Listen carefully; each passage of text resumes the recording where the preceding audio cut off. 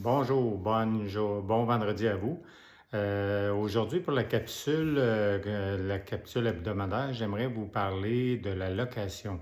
Quand on achète une propriété, il faut faire très attention à ça parce que la location, on va parler d'un exemple d'une maison qui serait louée.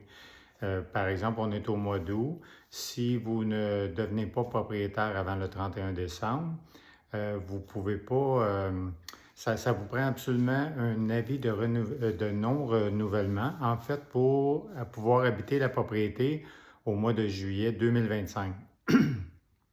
C'est important parce que une simple lettre comme de quoi le locataire va quitter la propriété n'est pas suffisante parce qu'il pourrait bien se présenter au tribunal administratif, qui est l'ancienne régie du logement, puis contester cette décision-là.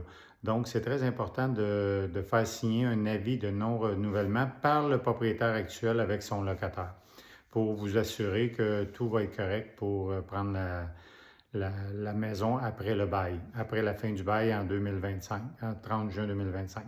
Ce qui est un peu différent, par exemple, si vous allez regarder pour un duplex, on va dire que le propriétaire du rez-de-chaussée est un propriétaire occupant, donc il n'a pas besoin de signer un bail avec lui-même. S'il s'engage dans la promesse d'achat à quitter le duplex, son logement, par exemple, pour le 1er septembre ou le 1er décembre, peu importe, c'est pas le même principe. S'il a signifié dans la promesse d'achat, c'est correct comme ça. On n'a pas besoin d'un avis de non-renouvellement parce qu'il n'y a pas de bail impliqué. Il y a beaucoup de choses, beaucoup de petits détails à voir avec ça. Euh, c'est sûr que dans certains cas aussi, dépendamment que si vous achetez seul ou en couple, un couple qui pourrait acheter un immeuble, c'est pas la même chose que si vous êtes des associés, et etc. Il y a beaucoup de règles à voir, c'est important pour aller en profondeur là-dedans.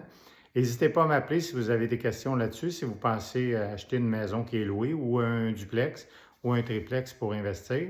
Ça va me faire plaisir de vous aider là-dedans. Donc, je vous invite à vous signifier les sujets desquels vous aimeriez discuter pour les prochaines semaines. Et bonne fin de semaine et au plaisir de vous reparler bientôt. Sylvain Goulet, bonne fin de journée. Bonjour.